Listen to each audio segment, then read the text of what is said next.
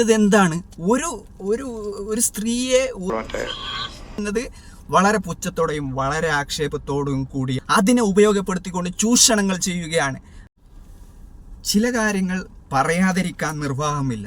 മലയാള cinema വൻ വിവാദം നടക്കുന്ന കാലമാണിത്. ഹേമ കമ്മിറ്റി റിപ്പോർട്ട് പുറത്തു വന്നത് മുതൽ ഉണ്ടായ വെളിപ്പെടുത്തലുകൾ, അതിലുണ്ടായ പോലീസ് നടപടികൾ, അതിലുണ്ടായ കേസുകൾ, താരങ്ങൾ മുങ്ങി നടക്കുന്ന അവസ്ഥ, അമ്മയുടെ കമ്മിറ്റി തന്നെ പിരിച്ചുവിടുന്ന അവസ്ഥ, ഇത്തരത്തിൽ എല്ലാ രീതിയിലും അമ്മയും അതുപോലെ തന്നെ അതിൻ്റെ ഭാരവാഹികളും അതുപോലെ തന്നെ മലയാള സിനിമാ മേഖലയിൽ പ്രവർത്തിക്കുന്ന എല്ലാവരും നാണം കെട്ട് നിൽക്കുന്ന ഒരു സമയമാണിത്. ഇന്ന് തന്നെ നമുക്കറിയാം, സിദ്ദിഖിനെതിരെയുള്ള പരാതികളിൽ കൂടുതൽ തെളിവുകൾ പുറത്തു വരുന്നുണ്ട്. അതോടൊപ്പം തന്നെ രഞ്ജിത്തിൻ്റെ എതിരെ കൂടുതൽ വെളിപ്പെടുത്തലുകൾ വരുന്നുണ്ട്. അതുപോലെ തന്നെ ജയസൂര്യ ഇപ്പോഴും നാട്ടിലില്ല, അറസ്റ്റിനെ ഭയന്നുകൊണ്ട് അയാൾ നാട്ടിൽ വരാൻ സാധ്യതയില്ല എന്ന് പറയുന്നു.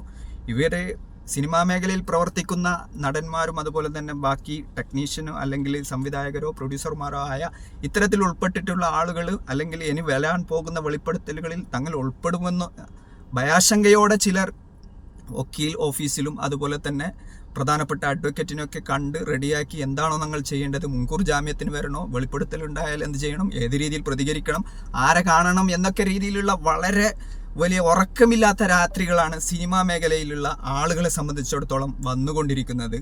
അപ്പോൾ രഞ്ജിത്തിനെതിരെ കഴിഞ്ഞ ദിവസം ഒരു യുവാവാണ് പരാതിയുമായിട്ട് വന്നിട്ടുള്ളത്. അദ്ദേഹത്തിന് പോസ്കോ വകുപ്പ് പോലും വരാൻ സാധ്യതയുണ്ട്. 2012 എന്താണ് അയാളെ ആ കൊച്ചു പയ്യനെ ആ സമയത്ത് പീഡിപ്പിച്ചു എന്നാണ് പരാതി. ഹോട്ടലിൽ ബാംഗ്ലൂരിൽ കൊണ്ടുപോയി അവിടത്തേക്ക് ക്ഷണിച്ചു, സിനിമയിൽ അവസരം തരാമെന്ന് പറഞ്ഞ് രഞ്ജിത്തിനെതിരെ വരുന്നത് വളരെ ഗുരുതരമായ ആരോപണം.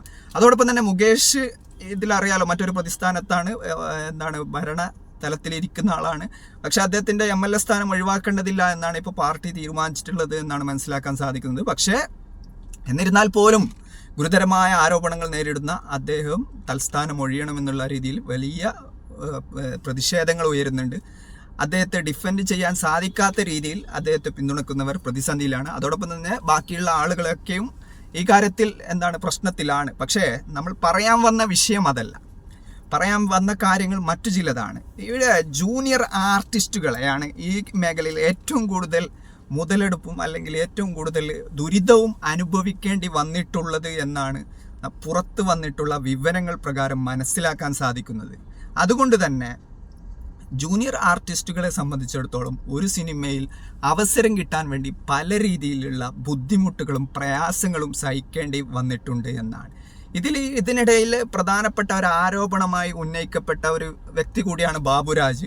അപ്പോൾ ബാബുരാജ് ആരോപണം വന്നപ്പോൾ പറഞ്ഞത്, അത് എനിക്കറിയാവുന്ന കുട്ടിയാണ്, ഞാൻ മനസ്സിലാക്കിയെടുത്തേക്ക് എൻ്റെ റിസോർട്ടിൽ വർക്ക് ചെയ്തിട്ടുണ്ട്, അവരെ ഐഡൻറ്റിറ്റി വെളിപ്പെടുത്തു, എനിക്കെതിരെ ആരോപണം ഉന്നയിച്ചതിൽ ഞാൻ കൂടുതൽ അതിൻ്റെ കാര്യങ്ങൾ വ്യക്തമാക്കട്ടെ എന്നൊക്കെ പറഞ്ഞ് അദ്ദേഹം ഏത് വഴിയിലൂടെയാണ് സഞ്ചരിക്കാൻ ഉദ്ദേശിക്കുന്നത് എന്ന് മനസ്സിലാക്കാൻ പറ്റും അദ്ദേഹത്തിൻ്റെ സംസാരങ്ങൾ കേട്ടാൽ തന്നെ. അപ്പോൾ അദ്ദേഹത്തിനെതിരെയും ആരോപണം ഉണ്ടായിട്ട് പറഞ്ഞു വരുന്നത്, ഈ ജൂനിയർ ആർട്ടിസ്റ്റുകൾ ഈ മേഖലയിൽ വളരെയധികം പീഡനവും ദുരിതവും അനുഭവിച്ച് വളരെയധികം പ്രശ്നങ്ങൾ നേരിട്ട ആളുകളാണ്. അവർക്ക് എന്താണ് അവരുടെ വേതനം കിട്ടാത്ത പ്രശ്നം, അവസരങ്ങൾ കുറവായ പ്രശ്നം, കൃത്യമായിട്ട് അത്തരത്തിൽ പല രീതിയിലുള്ള ചൂഷണങ്ങൾക്ക് വിധേയരായവരാണ് ജൂനിയർ ആർട്ടിസ്റ്റുകൾ. അതുകൊണ്ട് തന്നെ ചെറിയ ഒരു വിഷ്വൽ നമ്മൾ ഇപ്പോൾ ഇവിടെ കണ്ടുകൊണ്ട് അതിൻ്റെ കൂടുതൽ കാര്യങ്ങൾ പറയാം. നന്നായിട്ട് വിവരം അതിലാണ് നമ്മൾ ഇന്നത്തെ ഈ വില്ലനായിട്ടൊക്കെ വേണ്ടിക്കൊണ്ടിരുന്നില്ലേ? അല്ലല്ല, അതുമല്ല, അതിനുമ്പോൾ മറ്റേ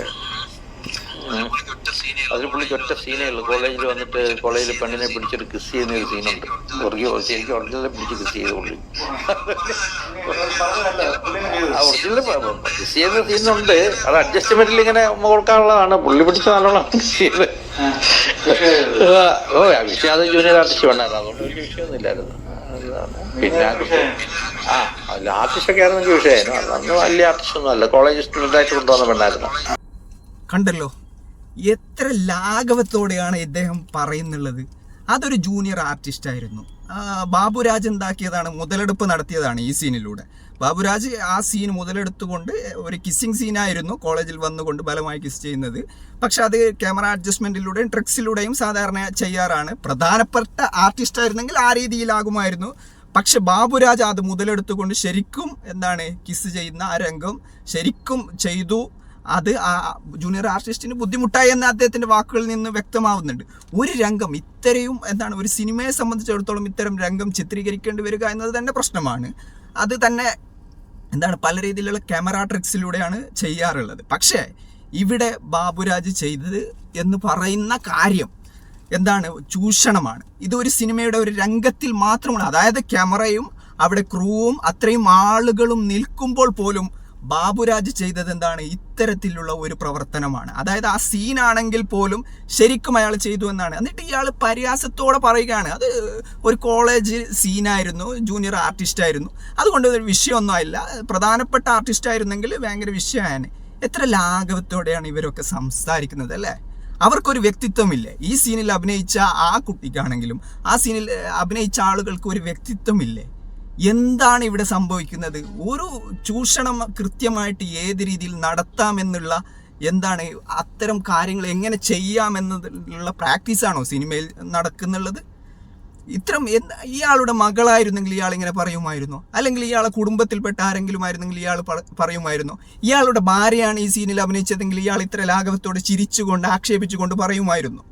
അത് വളരെ വ്യക്തമാണ്. ഇത് ഇവിടെ നടക്കാൻ തുടങ്ങിയിട്ട് കുറേ കാലമായി. ഇത് ഈ കാലഘട്ടത്തിൽ വന്ന സിനിമയല്ല, വളരെ പഴയൊരു സിനിമയാണ്. പക്ഷേ ഈ മുതലെടുപ്പും ഈ പരിപാടികളും തുടങ്ങിയിട്ട് കാലങ്ങളായി. വളരെ മോശമായിട്ടാണ് ജൂനിയർ ആർട്ടിസ്റ്റുകളെ പരിഗണിക്കുന്നുള്ളത്. അല്ലെങ്കിൽ ഇതിന് പിന്നിൽ പ്രവർത്തിക്കുന്ന പലരെയും വളരെ മോശമായിട്ടാണ് സിനിമാ മേഖലയിലുള്ളവർ പരിഗണിക്കുന്നുള്ളത്. ഇദ്ദേഹം പറയുന്നത് വളരെ പുച്ഛത്തോടെയും വളരെ ആക്ഷേപത്തോടും കൂടിയാണ്. തീർച്ചയായിട്ടും നമ്മൾ മനസ്സിലാക്കേണ്ട ഒരു കാര്യം എന്നുള്ളത് സിനിമയ്ക്ക് അകത്ത് തന്നെ ഒരു സീനിൽ തന്നെ ഇത്തരം സംഭവങ്ങൾ ഉണ്ടായിട്ടുണ്ടെങ്കിൽ, ഇത്തരം കാര്യങ്ങൾ സംഭവിച്ചിട്ടുണ്ടെങ്കിൽ, ഇതിന് ക്യാമറക്ക് പുറത്ത് നടന്ന പല കാര്യങ്ങളും ഇനിയും വെളിച്ചത്ത് വരേണ്ടതുണ്ട്. ആരെയൊക്കെ ചൂഷണം ചെയ്തു എന്നുള്ളത്. പിന്നെ ഇത് കിടന്ന് കൊടുത്തവർ അവസരങ്ങൾക്ക് വേണ്ടി, അമ്മയിൽ മെമ്പർഷിപ്പിന് വേണ്ടി, അല്ലെങ്കിൽ ബാക്കിയുള്ള സ്ഥാനമാനങ്ങൾക്ക് വേണ്ടി കിടന്നു കൊടുത്തവരും സഹകരിച്ചവരും അഡ്ജസ്റ്റ് ചെയ്തവരും ഒരിക്കലും വാ തുറക്കാൻ പോകുന്നില്ല. അവർ മുഖ്യധാരയിൽ നിലകൊള്ളും എന്ന് തന്നെയാണ്. ഇപ്പോൾ അവരെപ്പോഴും മുഖ്യധാരയിലുണ്ടാവും. അതോടൊപ്പം തന്നെ ഇപ്പം ഇതിൽ പാർവതി തിരുവോത്ത് എന്ന് പറഞ്ഞവർ അഭിപ്രായപ്പെടുക അമ്മയുടെ അംഗങ്ങൾ മുഴുവനും ഒളിച്ചോടിയിരിക്കുകയാണ് എന്നാണ്. അവർക്ക് ധൈര്യമില്ലേ ഈ ഒരു പ്രശ്നത്തെ അഡ്രസ്സ് ചെയ്യാൻ? അവർക്ക് ഇതിനെ ശരിയാക്കാൻ ധൈര്യമില്ലേ എന്നുള്ള രീതിയിൽ വളരെ ശക്തമായ പ്രതികരണം അവരുടെ ഭാഗത്ത് നിന്ന് ഉണ്ടായിട്ടുണ്ട്. അതുകൊണ്ട് തന്നെ ഇത് ഇന്നും ഇന്നലെയും തുടങ്ങിയതല്ല. ഈ രംഗം മുതൽ ഇവർ പല സമയത്തും പല രീതിയിലുള്ള മുതലെടുപ്പുകൾ നടത്തിക്കൊണ്ട് അവർക്ക് ഉപയോഗിക്കേണ്ടതിനെ ഉപയോഗിച്ചുകൊണ്ട് മനുഷ്യരുടെ അവകാശങ്ങൾക്കോ അല്ലെങ്കിൽ മനുഷ്യത്വത്തിനോ വ്യക്തിത്വത്തിനോ ഒരു പ്രാധാന്യവും കൽപ്പിക്കാതെ ഒരു മാഫിയ സംഘം തന്നെയാണ് ഇവർ ഈ മേഖലയിൽ പ്രവർത്തിച്ചു കൊണ്ടിരിക്കുന്നത്. തീർച്ചയായും ഇതിന് ഇവർ വില നൽകേണ്ടതുണ്ട്.